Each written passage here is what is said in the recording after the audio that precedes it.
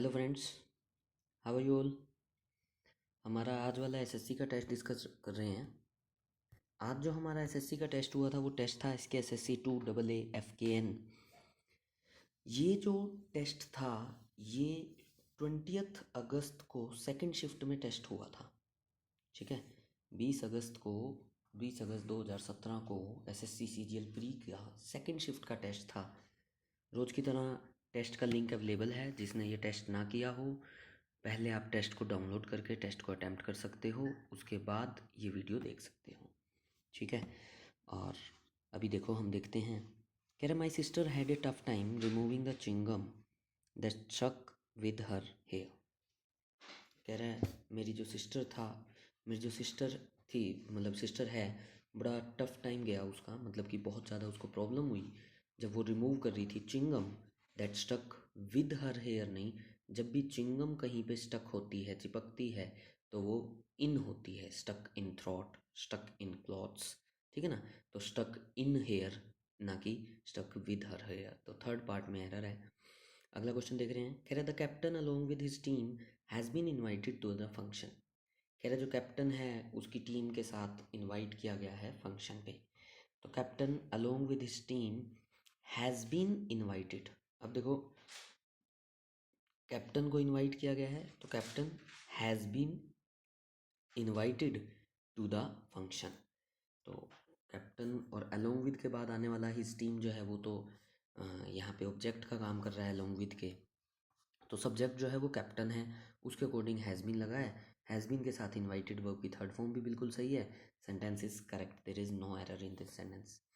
वैसे एक प्रॉब्लम होती है, जनरली जो नो एरर वाले सेंटेंसेस होते हैं ना, उनको मार्क करना बड़ा, मतलब थोड़ा सा है ना, डर लगता है उसमें। बट स्टिल थोड़ा सा अगर कॉन्फिडेंस आ जाएगा तो ये चीज़ें भी होने लग जाएंगी। अगला देखो, कह रहा common adverse dash of his medication include bleeding, nausea and vomiting. कह रहा कॉमन एडवर्स, एडवर्स जो वर्ड है इसका मतलब होता है हार्मफुल। ठीक है, एक एडजेक्टिव है, एडजेक्टिव के बाद हमें नाउन चाहिए, और वर्ब देखो दे रहा है इंक्लूड। कह रहा है common adverse dash of his medication include. तो कॉमन एडवर्स ऑप्शन में देखो अफेक्ट और इफेक्ट दे रहा है। ठीक है ना। अब इंक्लूड जो है ये एक ऐसी वर्ब है जो प्लूरल फॉर्म में है, क्योंकि वर्ब अपनी नेचुरल फॉर्म में हमेशा प्लूरल होती है ना। तो कॉमन एडवर्स, अब चाहिए क्या यहाँ पे, हमें नाउन चाहिए। ए अफेक्ट जो होता है ये होता है वर्ब ए वाला। ठीक है, और वर्ब का मतलब होता है प्रभाव होना, और ई वाला का मतलब होता है सिर्फ प्रभाव। ठीक है, तो कॉमन एडवर्स इफेक्ट, और इफेक्ट नहीं चाहिए, हमें चाहिए इफेक्ट्स जो थर्ड ऑप्शन में है, क्योंकि वर्ब प्लूरल दे रहा है, यानी हमें प्लूरल नाउन चाहिए, तभी तो प्लूरल, भाई प्लूरल सब्जेक्ट होगा तभी तो प्लूरल वर्ब लोगे। तो common adverse effects of his medication include bleeding, nausea and vomiting. कह रहे dash to my political rivals statement the data reveals crime has not increased in this country.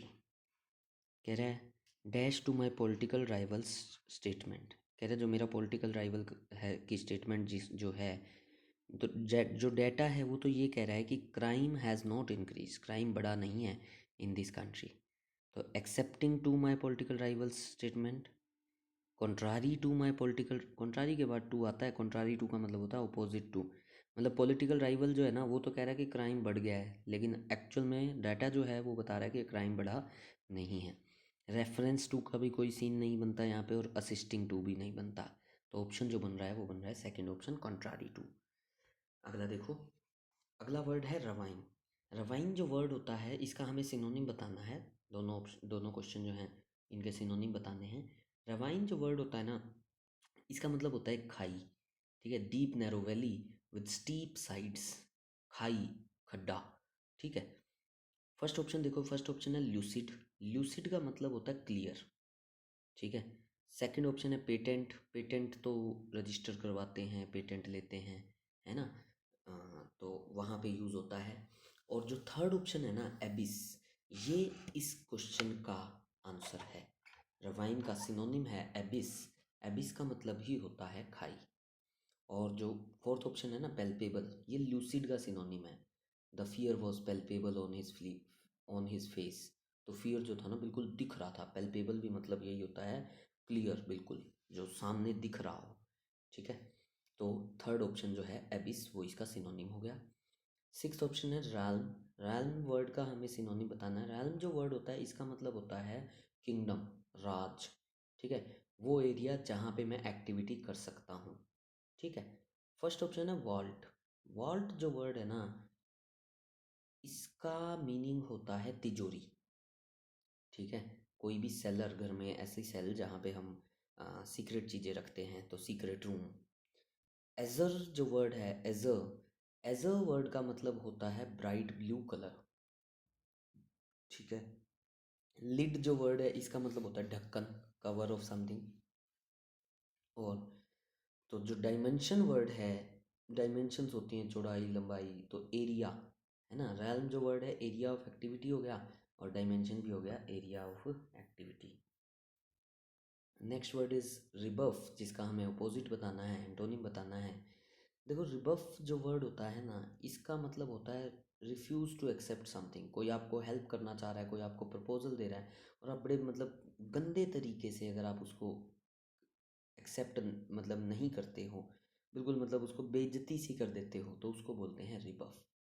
ठीक है, first option is rebuke. Rebuke जो word है इसका तो मतलब ही होता है क्रिटिसाइज, तो ये तो इसी सेंस में वर्ड हो गया। स्नब जो वर्ड है, स्नब इसका एग्जैक्ट सिनोनिम होता है रिबफ का। ठीक है, सामने वाले को बिल्कुल अनसुना कर देना, स्नब का मतलब भी यही होता है। निक्स जो वर्ड है ना इसका मतलब होता है नथिंग, या फिर टू कैंसल समथिंग। ठीक है, बिल्कुल ना। किसी ने पूछा have you done it, nix nix, no.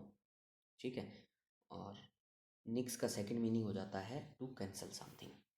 तो जो प्रेज वर्ड है, देखो रिबफ है कि किसी ने प्रपोजल दिया, आपने उसको सिरे से नकार दिया, और प्रेज हो जाता है आपने उसकी प्रशंसा की, प्रपोजल की, that is praise. Next word is recede. Recede जो वर्ड होता है ना इसका मतलब होता है टू मूव बैक, पीछे हटना। ठीक है, इसके ऑप्शंस देखो। फर्स्ट ऑप्शन है एब। एब का मतलब तो होता है वीक, ठीक है, कमज़ोर पड़ना। फेड, कमज़ोर पड़ना। एक्सटेंड होता है बढ़ना। ठीक है, और वेन, WANE, वेन जो वर्ड है इसका मतलब होता है कमज़ोर, वीक। ठीक है, रिसीड होता है पीछे हटना। एब हो गया वीक, कमज़ोर होना, धीरे धीरे कम करना, वीकन। फेड भी कम होना, वेन भी कम होना। तो एक्सटेंड होता है बढ़ना, रिसीड होता है पीछे हटना, to move further away, move back. और एक्सटेंड होता है बढ़ना, बढ़ाना। तो एक्सटेंड जो है वो इस क्वेश्चन का आंसर बनेगा। ठीक है, अगला क्वेश्चन देखो, कह रहा ball is in your court. Generally ये तो एक अच्छा इडियम है जो जनरली रियल लाइफ में भी बहुत लोग यूज़ करते हैं। अगर आप मूवीज़ वगैरह देखते हो तो ये आपने बहुत बार सुना होगा, ball is in your court. Ball is in your court मतलब भाई बॉल तुम्हारे पाले में आ चुकी है, अब बारी तुम्हारी है। ठीक है ना, तो इसका जो थर्ड ऑप्शन है, it is up to you to make the next decision और स्टेप। मतलब अब बॉल तुम्हारे पाले में है, यानी कि बारी तुम्हारी है, अब स्टेप तुम्हें उठाना है। तो it is up to you to make the next decision और स्टेप। ठीक है, अगला देखो, कह रहा बेस्ट ऑफ बोथ वर्ल्ड्स। ये जो बेस्ट ऑफ बोथ वर्ल्ड्स होता है ना इडियम, इसका मतलब होता है दोनों हाथों में लड्डू, बेस्ट ऑफ बोथ वर्ल्ड्स। और जो सेकंड ऑप्शन है ना, a situation where in someone has the privilege of enjoying two different opportunities. जब दो अलग डिफरेंट अपॉर्चुनिटीज़ आपके पास हों तो उसको बोलते हैं बेस्ट ऑफ बोथ वर्ल्ड्स। अगला देखो, कह रहा है the shoes were very expensive, I could not afford to buying them. देखो टू के साथ बाइंग का तो कोई मतलब ही नहीं। ठीक है, अब देखो कुड नॉट अफोर्ड, देखो दो चीज़ें होती हैं, एक तो होता है कैन नॉट हेल्प या कुड नॉट हेल्प, एक होता है can not avoid. Can not help या कैन नॉट अवॉइड। अब कैन नॉट की जगह कुड नॉट भी आ सकता है, खाली कैन भी आ सकता है, कैन हेल्प या कैन अवॉइड। ठीक है, अब कैन हेल्प या कांट हेल्प, और कांट अवॉइड के बाद ना V1 + ing आता है, यानी कि जीरंड आता है, ठीक है। लेकिन कुडंट अफोर्ड और कांट अफोर्ड के बाद 2 + V1 आता है। The shoes were very expensive, I couldn't afford to buy them, ठीक है। अफोर्ड वाले क्वेश्चन में तो 2 + V1 आता है, लेकिन कैन नॉट हेल्प और कैन नॉट अवॉइड के ऑप्शन में, क्वेश्चंस में हमेशा V1 + ing आता है, ठीक है जी। अगला देखो, कह रहा है after they had finished eating, कह रहा है जब वो फिनिश्ड कर चुके थे ईटिंग, खाना ख़त्म कर चुके थे, they went for a walk, वो वॉक करने गए, ठीक है। मतलब खाना ख़त्म करने के बाद वो वॉक पे गए। मेरे को तो सेंटेंस ठीक लग रहा है। First option no improvement is the right answer of this question. आगे देख रहे हैं, वन वर्ड सब्स्टिट्यूशन है। कह रहे इंटरप्ट ए पब्लिक स्पीकर, कोई पब्लिकली बोल रहा हो उसको इंटरप्ट करना विद डिरिसिव। डिरिसिव जो वर्ड होता है ना, डिराइड से बना है, मतलब किसी को चिढ़ाना, टोंट करना। तो interrupt a public speaker with derisive और अग्रेसिव कमेंट्स और एब्यूज, क्या होता है ये? फर्स्ट ऑप्शन जो है ना, हैकल, हैकल का मतलब ही होता है भाई कोई बोल रहा हो ना उसको बार बार ना, मतलब किसी भी ऐसे कमेंट्स करना कि वो बोल ना पाए, स्पीकर को बोलने ना देना, उसको बोलते हैं हैकल, ठीक है। जो सूद वर्ड है सेकंड और थर्ड ऑप्शन एले, ये दोनों सिनोनिम है। सूद और एले का मतलब होता है सॉफ्टन, ठीक है, शांत करना, दर्द को, पीड़ा को ख़त्म करना, कम करना। और डल्सीफाई जो वर्ड है इसका मतलब होता है स्वीटन, ठीक है, मीठा बनाना किसी चीज़ को। फिर कह रहे हैं not being what it purports to be, कह रहा है वो चीज़ ना होना जो ये होना चाहती है, मतलब जो चीज़ होनी चाहिए वो चीज़ ना होना। फर्स्ट ऑप्शन है लेजिटिमेट, लेजिटिमेट तो हो गया कानूनन जायज, ठीक है। पेल्पेबल, अभी पेल्पेबल पहले भी आया था, पेल्पेबल होता है क्लियर, ठीक है, सामने जो दिख रही हो चीज़। एविडेंट भी होता है क्लियर, ठीक है। स्पूरियस जो वर्ड है ना, इसका मतलब होता है fake, false. Not being what it purports to be, भाई जो चीज़ होनी चाहिए वो चीज़ ना होना, ठीक है। करेक्ट स्पेलिंग बतानी है हमें। वर्ड है कास्टिगेट, कैस्टिगेटेड जो वर्ड है थर्ड ऑप्शन में, वो राइट स्पेलिंग है। कैस्टिगेट वर्ड का मतलब होता है टू क्रिटिसाइज। अभी हमने किसी क्वेश्चन में वर्ड पढ़ा था रिब्यूक, जिस भी क्वेश्चन में था, किसी छठे सातवें आठवें में से किसी में था, पाँचवें छठे में से, सातवें आठवें में से, तो रिब्यूक जो वर्ड है वो कैस्टिगेट का सिनोनिम होता है। अगला वर्ड है पजेसिस, पजेसिस में डबल एस आता है दोनों जगह, ये तो थर्ड ऑप्शन है पजेसिस, यही इस क्वेश्चन की राइट स्पेलिंग है, ठीक है। पजेसिस मतलब कोई चीज़ होना, रखना, ठीक है। अगला देखो, कह रहा है the room which yielded so, the room which yielded so the fourth floor of a. देखो यहाँ से एक चीज़ समझ में आनी चाहिए, ऑफ ए, ए कभी भी सेंटेंस को ख़त्म नहीं कर सकता, यानी एक्स लास्ट सेंटेंस नहीं हो सकता, यानी कि जो आपका फोर्थ ऑप्शन है ना वो यहाँ पे एलिमिनेट हो जाता है। The room which yielded so, so के बाद द फोर्थ नहीं आ सकता। The room which yielded so boarding house, so boarding house ये भी नहीं हो सकता, यानी कि the room which yielded so much satisfaction to the two boys, ठीक है। तो जेड आएगा, जेड से सेंटेंस स्टार्ट होगा। अब जेड से दो ऑप्शन थे हमारे पास, फोर्थ और थर्ड। फोर्थ को हम पहले ही एलिमिनेट कर सकते हैं क्योंकि कर चुके हैं, क्योंकि एक्स लास्ट नहीं हो सकता, तो हमारा जो आंसर बनेगा वो थर्ड बनेगा। देख लेते हैं फिर भी, ZXY। कह रहा है the room which yielded so much satisfaction to the two boys was on the fourth floor of a boarding house in Bleecker Street, ठीक है। तो ZXY, तो जो थर्ड ऑप्शन है वही राइट आंसर है। अगला देखो, कह रहा by the time government, options में जा रहे हैं, by the time government offices और educational institutions open many daylight hours are already lost. मेरे को तो बिल्कुल सही लग रहा है ये, XYZ ही मेरे को आंसर लग रहा है, देखना ऑप्शन में है XYZ, ये रहा थर्ड ऑप्शन XYZ, यही आंसर है। कह रहा by the time government offices और educational institutions open many daylight hours are already lost. कह रहा है जब तक गवर्नमेंट ऑफिसेज और एजुकेशनल इंस्टीट्यूशंस जब तक खुलते हैं ना, तब तक बहुत सारे डे लाइट आवर्स जो हैं वो तो ऑलरेडी ख़त्म हो चुके होते हैं। भाई हम डे लाइट आवर्स का फ़ायदा नहीं उठा पाते, ठीक है ना, तो X Y Z direct linkage था। एक्टिव पैसिव का क्वेश्चन है, सरला चेंज द कर्टेन्स, होना चाहिए the curtains were changed by Sarla. Simple है, बहुत इजी क्वेश्चन है ये तो। सरला चेंजेस द कर्टेन्स, ये तो सिंपल एक्टिव, बस उसको पास्ट को प्रेजेंट में चेंज कर दिया, ये तो हो नहीं सकता। The curtains were changed by Sarla, हाँ यही आंसर होना चाहिए। बाकी अगले ऑप्शन देख लेते हैं। अगला ऑप्शन है द कर्टेन वॉज चेंज, जब ऊपर कर्टेन्स है तो ये कर्टेन क्यों बना रहा है, तो ये ऑप्शन एलिमिनेट हो जाता है। Sarla was the one by home the curtains were, Sarla क्या है ये, कुछ नहीं, फालतू। अगला देखो, तो हमारा जो आंसर बना वो सेकंड ऑप्शन बन गया। कह रहा my father said to the stranger where do you live, my father said to the stranger, said to asked में चेंज हो जाएगा। ऑप्शन देखते हैं, my father asked the stranger where he lives, नहीं वेयर ही लिव्ड होना चाहिए, ठीक है ना, तो फर्स्ट ऑप्शन एलिमिनेट हो जाता है।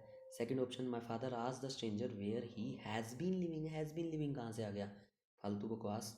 माई father asked where he lives to the stranger, हाँ, my father asked the stranger where he lived, simple, fourth option is the right answer.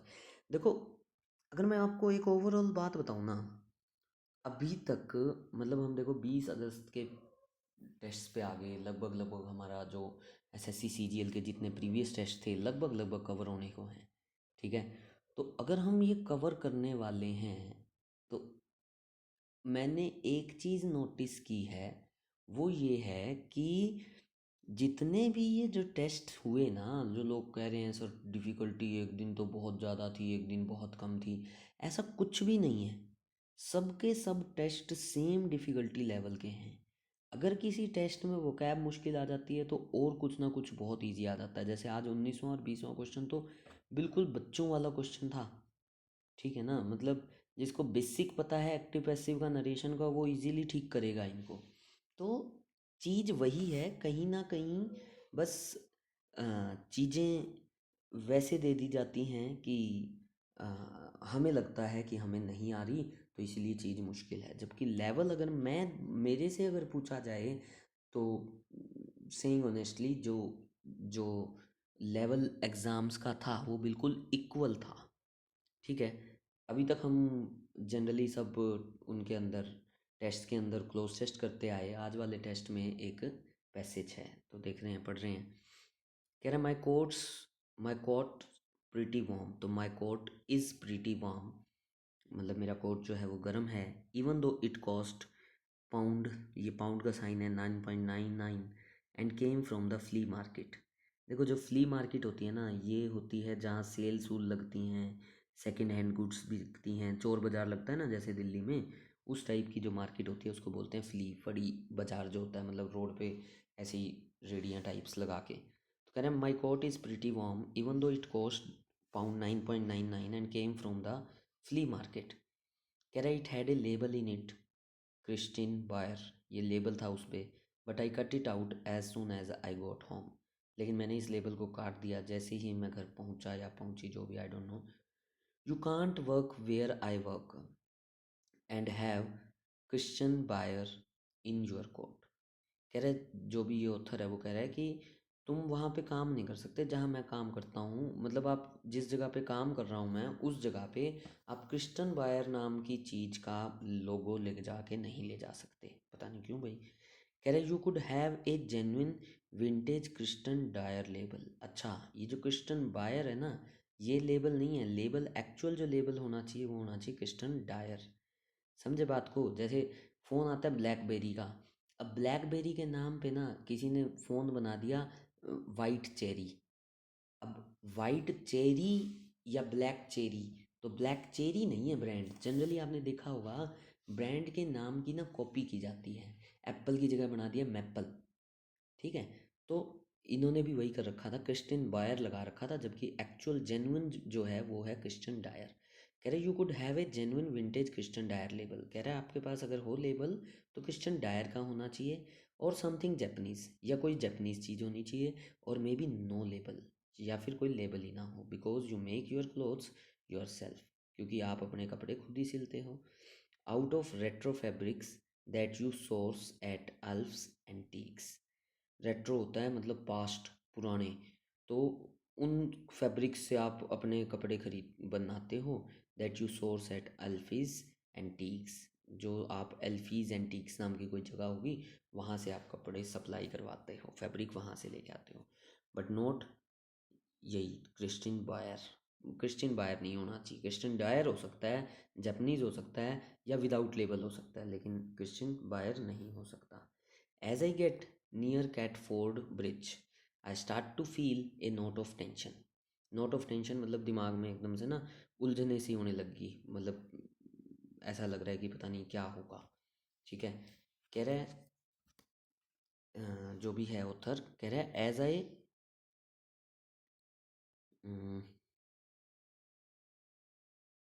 As I get near Catford Bridge, जैसे ही मैं Catford Bridge के पास पहुंचा, I start to feel a knot of tension, मुझे tension सी होने लगी। I really don't want to be late today, मैं आज लेट नहीं होना चाहता। My boss has started throwing all sort of hissy fits about people swanning in at all times. कह रहे मेरे जो बॉस है ना, उसने स्टार्ट कर दिया throwing all sorts of hissy fits, मतलब वो टोका टोकी करने लग गया है, डांटने लग गया है। अबाउट पीपल, उन सब लोगों को जो स्वैन इन करते हैं ऑल टाइम्स, मतलब जो जनरली लेट रहते हैं। स्वैनिंग का मतलब होता है मूव इन एन इररिस्पॉन्सिबल वे। ठीक है ना, तो मतलब जो ऐसे ही एवं ही मर्जी से मुंह उठाया तब आ गए। ठीक है ना, तो so I left an extra 20 minutes early, इसीलिए मैं 20 मिनट और पहले निकला या निकली। In case it was a bad day, मतलब मान लो अगर ये बैड डे हो। बैड डे कैसे, कह रहा है I can already see it's a god awful day. कह रहे मैं ऑलरेडी देख सकता हूँ ये चीज़ कि ये ऑफुल डे है। ऑफुल डे मतलब वही बैड डे है। दे आर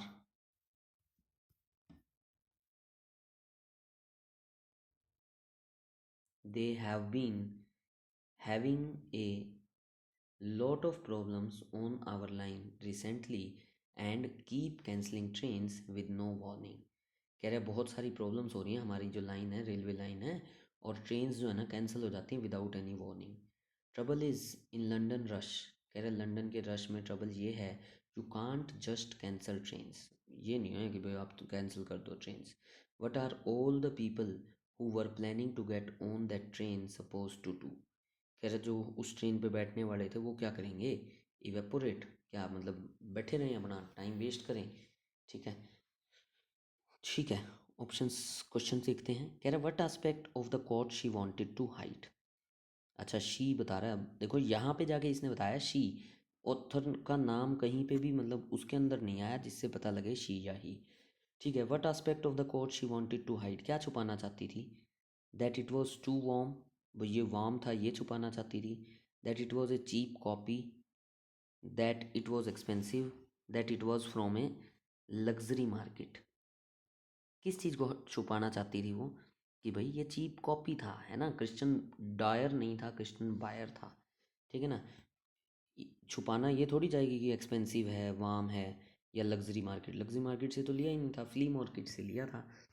अगला देख रहे हैं, कह रहा the author would prefer to be seen wearing all of the following types of cloth accept.